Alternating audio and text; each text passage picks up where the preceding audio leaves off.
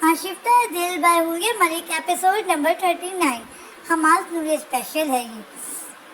उफ, उसने हाथ में पकड़े ड्रेस को देखते हुए जैसे कराते हुए आंखें नीची।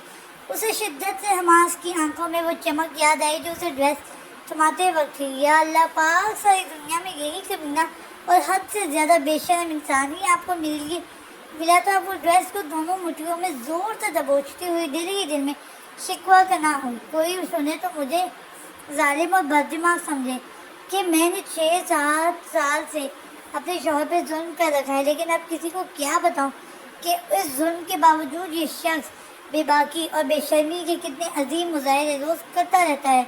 उसकी बेबाक गुस्ताखियों को नए सिरे से याद करती वो सोख चेहरे के साथ आईने में नजर आते अपने अक्स को देखते हुए बड़बड़ाई और फिर जल्दी से अपने स्टॉलर की जानिब रखी जो कुछ देर कबल उसके गले में लिपटा हुआ था। मैरून नाइट ड्रेस पे वो ऑफ वाइट स्टॉलर स्लीवलेस बाजुओं पे फैलाती कुछ हद तक मुतमईन होती धड़कते दिल के साथ वॉशरूम से बाहर निकली। वॉशरूम से बाहर निकलते ही पहली निगाह बेड ग्राउंड से टेक लगाए नीम रियाज हमास पर पड़ी जो दाएं हाथ की उंगलियों में सिगरेट दबाए बाएं हाथ में मोबाइल थामे उसकी जानिब मुतवज्जो था। उसकी तवज्जो मोबाइल की सिमत मरकूज पाके वो तेजी से ड्रेसिंग मिरर की जानिब बढ़ी और अपने बाल सुलझाने लगी। ये ज्यादती नहीं है वैसे। वो बाल जल्दी से सुलझाने के बाद लोशन लगाने लगी ही थी कि वो हाथ में सिगरेट लिए बेड से उठा उसकी अकब में आँख खड़ा हुआ। सबसे पहले तो ये सिगरेट बंद करें प्लीज़, अजीब लुफलाना अंदाज लगते हैं मुझे आपके। एक तो उसकी पूरी शौक है, ऊपर से सिगरेट का धुआं। उसका दिल खामखा घबराने ही लगा, इसलिए वो मुड़े बिना लोशन बाजुओं पे मलती कोई बोली तो सिगरेट का गहरा कश लगाते हुए वो खुल कर हंसती है। मैं आपको ठड़की लगता हूँ, लोफर लगता हूँ, कमीना लगता हूँ, बेबाक और बेशरम लगता हूँ, लेकिन मैं कभी आपको अच्छा और रोमांटिक क्यों नहीं लगा। उसकी कमर पे बिखरे नम बालों को हथेली में समेट के नाक के नज़दीक लेके उनकी महक महसूस करता हुआ मुतबस्सम लहजे में गोया हुआ तो वो एक कदम आगे को खिसकी। इंसान जैसा हो वैसा ही दूसरों को रखता है। उसने गोया बाबर करवाया कि वो लोफर और बेशर्म है तो उसे लगता है ना। जबकि उसकी बात सुन के वो उसके बाल यूं ही हाथों में थामे उसके नज़दीक हुआ तो नूरे का बायां कंधा उसके कुशादा सीने को छूटा। नूरे को हवास भागता कर गया, मगर वो अपनी कमजोरी या बुखलाहट जाहिर किए बिना हाथों को आपस में रब करती मसाज कर रही थी। इसका मतलब ये है कि मुझे अब ये कोशिश करनी चाहिए कि मैं आपको प्यारा और रोमांटिक लगूं। उसके कंधे पे उंगली फेरता और मुतबस्सम लहजे में कहता हुआ उसे ठहराने पे मजबूर कर गया। जी नहीं, मुझे ऐसा कुछ समझने का कोई शौक नहीं है। वो लहजे में रुखाए समोए उसका हाथ कंधे से हटाती उससे फासला बढ़ाने को थी जब उसने सिगरेट ऐश ट्रे में मसल के उसके दोनों कंधों को अकब से फौरी थामे। ये हेयर आपको आपका मतलूबा ड्रेस निकाल के दिया है, मुझे दिखाएंगी भी या नहीं। उसके कंधों पे हाथ जमाया उसका रुख अपनी जानिब करते हुए वो गहरे लहजे में बोला तो नूरे को अपने इरादों पर भरभरी रेत की मानंद अपने हाथों से फिसलते हुए महसूस हुए थे। हमारा छोड़े, मुझे नींद आई है, वो कतराए से लहजे में कहती उसके हाथ कंधों से हटाए की कोशिश करने लगी। इसी असना में उसकी दाएं कंधे से स्टॉलर सिरकता हुआ बाजू पे आन फिसला। स्टॉलर की इस बेमरवती ने पे उसने लरस की उसकी जानिब देखा जो बहुत गहरी और बेबाक निगाहों से उसे तकता उसकी ठहरी धड़कनों को पागल कर गया। वो उसकी तपिश निगाहों की लपक से घबराती उसे परे की जानिब ढकेलती उसके पहलू से निकल के बेड की जानिब बढ़ने लगी। जब उसने सूरज से उसका बाजू थाम के उसे अपनी ओर खींचा और तो उसके बाजुओं को छुपाए हुए उसका ऑफ वाइट स्टॉलर सिरक कर उसके कदमों में जा गिरा। तेरे बदन पे ये गज़ल है तो हम इसको स्किप कर देते हैं। और हाँ, इसके दाएं कंधे पे दमकते 2 स्याह तिलों को देख के वो जिस बेबाकी और इमरानी से जिसे गोया हुआ नूरे को उसके अल्फाज पे अपने कानों से धुआं निकलता महसूस हुआ, जबकि दिल गोया सीने की 4 दीवारी टोटा बाहर निकलने को मचलने लगा। ये क्या बेशर्मी है। उसकी गिरफ्त में मचलती हया और कदरे खौफ की मिली जुली कैफियत में डूबे लहजे में गोया हुई तो उसने सहूलत से उसे अपने मजीद नज़दीक करते हुए मजबूत बाजू का घेरा उसके गिर्द टांग किया। बेशर्मी मैं अभी करने लगा हूँ, उसे बर्दाश्त कीजिएगा, क्योंकि इस 6.5 साल से बेशर्मी को एक मुहज़्ज़ब दायरे में मुकीद कर रखा था, इसलिए अब ये आपके लिए खतरनाक हो सकती है। गहरे लहजे में कहता وہ اس کے نم بالوں میں انگلیاں پھنساتا، اس کے کندھے پہ جھکا تو اس کے رادھوں کی لپک سے لرزتی۔ نورے نے بے ساختہ اس کے سینے پہ ہاتھ رکھتے ہوئے اسے پرے کرتے ہوئے خود پیچھے کھسکنا چاہا تو اس کوشش میں وہ لڑکھڑاتی ہوئی پیچھے بڑے بیڈ پر گرنے کے انداز میں بیٹھ گئی۔ اسی اچانک رفتار پہ اس نے گڑبڑا کے حماس کی جانب دیکھا جو شوق جذبات آنکھوں میں لیے اسے تک رہا تھا۔ مجھے یوں دیکھنا بند کریں، اپنے سلیولیس بازو پہ خوفزدہ ہوتی وہ اس کی نگاہوں کی پرشوق لپک پہ چڑھتی زبان سے انداز میں بولی تو اس کا مہکتا قہقہ کمرے کی فضا میں گونج اٹھا۔ واللہ فرشتہ ہرگز نہیں ہوں میں۔ اس کی دعوت نظارہ دیتے ہوئے پہ چوٹ کرتا وہ معنی خیزی سے بولا تو اس کی رنگت مزید دہکنے لگی۔ یہ سب آپ کی خرافات دماغ کا نتیجہ ہے۔ وہ لاشعوری طور پہ اپنے بالوں کو کندھے پہ بکھیرتی حجاب آمیز خوف سے گویا ہوئی تو وہ اس پہ جھکتے ہوئے اس کی خوبصورت آنکھوں میں جھانکنے لگا۔ اور اب جو ہوگا وہ صرف آپ کی محبت اور قربت کا نتیجہ ہوگا۔ اس کے اوپر جھکتا وہ پرسکون لہجے میں بولتا، اس کے بدگمان دل کو اپنے ساتھ باندھنے لگا، جبکہ اس کی مغلوب کیفیت کو جانچتا وہ جھکا اور اس کے ہونٹوں کو ہولے سے چھوٹا، اس کا رنگ چرانے لگا۔ حماس پلیز، اس کے لمس میں وہ جیسے ہوش میں، لیکن تب تک وہ اس کے کندھوں پہ ہاتھ رکھے اسے پیچھے کی جانب دھکیلتا اس پہ جھک چکا تھا۔ مسز خانزادہ، میرا دل ہے بے لگام ہو چکا ہے، اسے نکیل ڈالنے کی تیاری کریں۔ اس کی ٹھوڑی پہ اپنا لمس چھوڑتا وہ اس پر گزرے 6 سالوں میں کی گئی اس کی نفرت کی دھجیاں بکھیرنے کے در پہ تھا۔ اس کی مزاحمت کے لیے تیار ہاتھوں کو اپنے ہاتھوں کی گرفت میں لیے وہ اس کے ہونٹوں پہ ہولے سے دوسرے ہاتھ کی انگلی رکھتا اس کے رخسار پہ جھکا تو نورے کو نہ جانے کیا کچھ یاد آیا، لیکن اس وقت وہ اس پہ کسی فاتح سپہ سالار کی مانند یوں چھایا ہوا تھا کہ وہ پل بھی ہل بھی نہ پا رہی تھی۔ اس پل اس پہ انکشاف ہوا تھا کہ یہ جو 6 سال کا دورانیہ گزرا تھا، یہ بھی شاید تبھی ممکن ہو سکا تھا کہ اس شخص نے اپنا زہر نہیں پھینکا تھا۔ وہ اس پہ جھکا، اس کے چہرے پہ دیوانہ وار اپنا لفظ چھوٹا، اس کی دھڑکنوں کو منتشر کر رہا تھا، جب کسی عجیب احساس کے تحت نورے نے اپنی حیا سے مغلوب ہوتے بند آنکھیں کھولی تو پہلی نگاہ پہ گردن میں سر گھسیڑے حماس کے گھنے بالوں سے بھرے سر پہ پڑی تو دل گویا کانوں میں دھڑکنے لگا۔ اس نے نگاہ موڑی تو سائڈ ٹیبل پہ حماس کے تھرتھراتے موبائل کو دیکھ کے اس کے حواس الرٹ ہوئے۔ Hamas, mobile!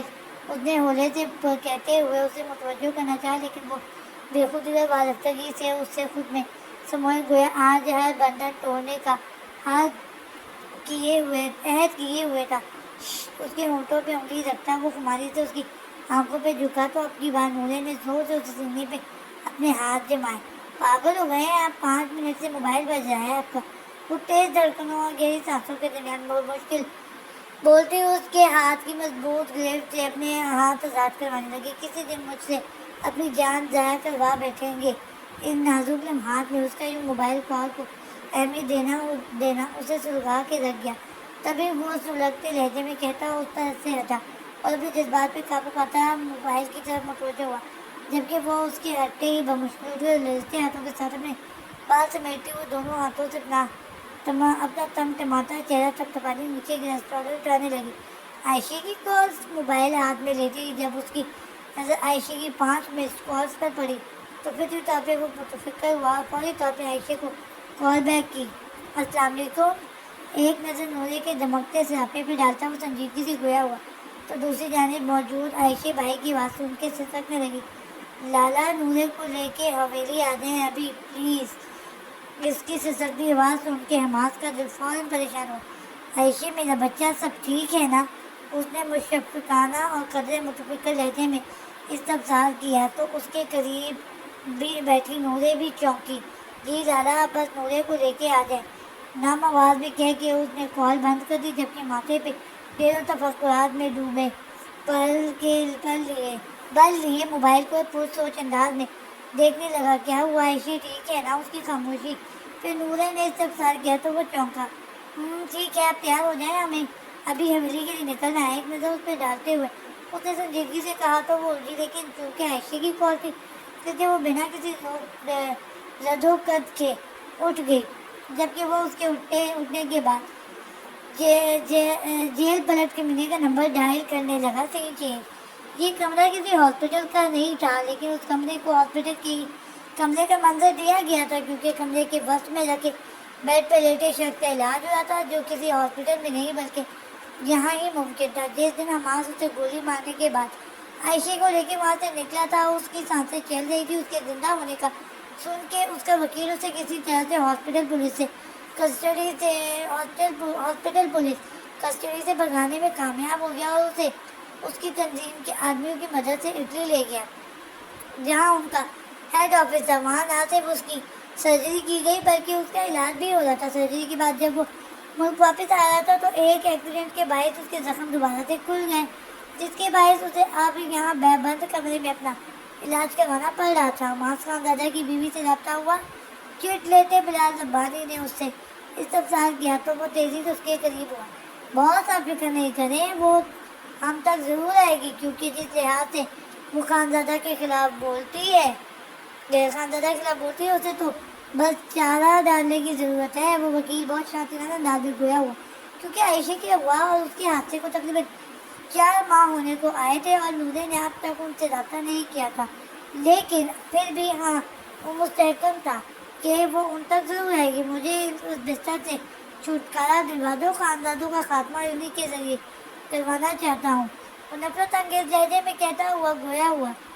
تو اس نے تابعداری سے فوراً سر ہلایا اور اس کے میڈیسن دینے کے لیے باہر سے نرس کو بلانے چل دیا، جو اس کی موجودگی کے دوران کمرے کے باہر پائی جاتی تھی۔ سین چینج۔ رات کے تقریباً 1:15 بج رہے تھے جب وہ لوگ حویلی پہنچے تھے، اور حسب توقع سبھی سو رہے تھے۔ حماس کو بڑی حویلی جاتے دیکھ کے نورے کا دل چاہا وہ اسے منع کر دے، کیونکہ وہ اپنے میکے اس طرح نہیں جانا چاہتی تھی کہ اس کی رخصتی میں اس نے کہا تھا کہ وہ پلٹ کے کبھی نہیں آئے گی، لیکن عائشہ کے سوچ کے وہ دل پہ پتھر رکھ کے حویلی آ گئی تھی۔ اب چونکہ سب لیٹ چکے تھے، اس لیے وہ حماس کے ساتھ اپنے کمرے کی جانب بڑھنے لگی، تو سالوں بعد کمرے کی جانب بڑھتے ہوئے اس کے دل کی حالت عجیب سی ہونے لگی۔ لیکن اس سے پہلے کہ وہ کمرے میں داخل ہوتے اور عائشہ اور ایمان کی پکچر کا کمرے کی بتی جلتی ہوئی محسوس ہوئی، تو وہ حماس کے ہمراہ اس کمرے کی طرف بڑھ گئی۔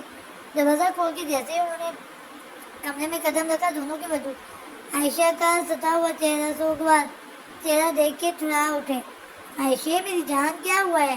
حماس لپک کے اس کے قریب پہنچا اور اسے اپنی باہوں میں سمیٹا تو بھائی کا سہارا پا کے وہ ٹوٹ کے رو دی۔ اسے یوں شدتوں سے روتے دیکھ کے دونوں مزید پریشان ہوئے۔ عائشہ کیا ہوا؟ کیوں لالا کی جان نکال گئی ہو؟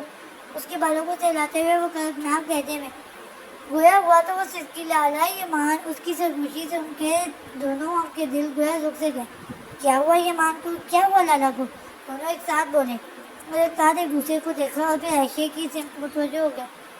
ہمیں نورے سے بات کرنی ہے۔ وہ حماس کی باہوں سے نکلتی اپنے گیلے رخسار صاف کرتی، جو کہ پلکوں کے ساتھ گویا ہوئی، تو حماس گہرا سانس بھرتے ہوئے اپنی جگہ سے اٹھا کمرے سے مڑے ٹیرس کی طرف چل دیا۔ سب ٹھیک ہے نا عائشہ؟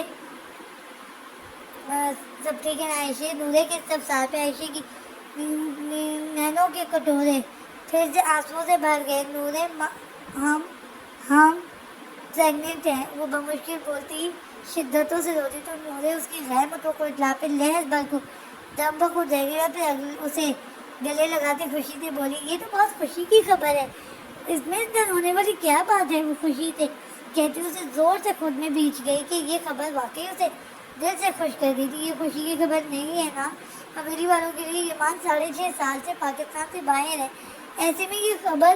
وہ بات ادھوری چھوڑ کے پھر سے رونے لگی، تو نورے کے دماغ میں بھی جیسے جھماکا سا ہوا۔ اوہ، کسی نے کچھ کہا ہے؟ اسے دیکھتی اب کے محتاط انداز میں گویا ہوا، ہمیں کچھ ہفتوں سے اپنی طبیعت گری سی محسوس ہو رہی تھی، لیکن ہم نے دھیان ہی نہیں دیا۔ پھر 1 ماہ پہلے ہمیں اس بارے میں پتہ چلا تو ہم نے ہمارے خوف کے کسی کو نہیں بتایا، لیکن کل ہم بے ہوش ہو گئے تو سب کو پتہ چل گیا۔ وہ روتے ہوئے بے بسی کی شدت سے اس کے بازوؤں میں چہرہ چھپائے رونے لگی۔ سب اتنی عجیب نظروں سے ہمیں دیکھ رہے ہیں، ہم نہ چاہتے ہوئے بھی گنہگار سے ہو گئے۔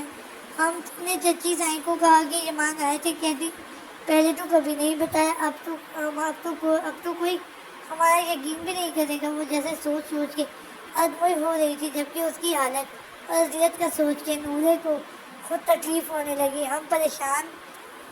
تم پریشان نہیں ہو، تم نے کچھ غلط نہیں کیا، یمان لارا کو میں خوشخبری دیتی ہوں، دیکھنا کل ہی آ کے سب ٹھیک کر دیں گے۔ وہ اسے ریلیکس کرتے ہوئے بولی تو اس پوائنٹ کا سوچ کے عائشہ بھی تھوڑا ریلیکس ہو گئی، کیونکہ جس وقت عائشہ نورے کو اس خوشخبری کے متعلق بتا رہی تھی، اسی لمحے ٹیرس پہ کھڑے حماد کو کال پہ یمان کے بدترین ایکسیڈنٹ کی خبر دینے کے لیے کال کی جا رہی تھی، اور وہ ان دونوں سے ملنے والی اس خوشی کی خبر کو سن کے بھی انہیں کوئی خوشنما امید کا سرا ٹمائے بغیر اگلے ہی دن امریکہ پہنچ گیا۔ عائشہ سے کسی نے بھی اس متعلق کوئی بات سے کوئی سوال نہیں کیا، نہ اپنے رویے سے کچھ جتلایا، لیکن باہر کے لوگوں کی باتیں سن کے اس کے اندر زہر بھرتا چلا گیا، اور وہ اس سے بدزن ہونے لگی، جو اس خوشخبری کو سن کے بھی اس تک نہ پہنچا تھا، کیونکہ اس کے خیال میں اس نے تو یہ شادی انتقام کے لیے کی تھی۔ سین چینج۔ یمان کے پاس آئے حماد نے ماں سے بھائی حسن خان زادہ کے کسی کو بھی بھنک نہ پڑنے دی تھی کہ وہ کہاں جا رہا ہے، لیکن اس دوران وہ 10-15 دنوں میں بعض رومنگ نمبر پہ نورے عائشہ سے بات ضرور کیا کرتا تھا، لیکن یمان کے ذکر کے بغیر، کیونکہ وہ تو یمان کا دشمن تھا، کیونکہ یمان سر پہ لگنے والی چوٹ کے سبب کومے میں تھا، اس لیے حماد بھانجے کی پیدائش میں بھی پاکستان نہ آ سکا تھا۔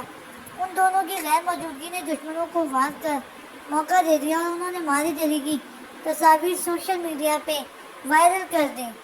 ان تصاویر میں کہیں بھی حماس کا ذکر یا نام و نشان نہ تھا، لیکن نورے کے اندر کی صحافی کھوج میں لگ گئی، اور یہ کھوج اسے اس راہ پہ لے چلی جو اس کے سوائے ذلت اور رسوائی کے کچھ نہ تھی۔ جاری ہے۔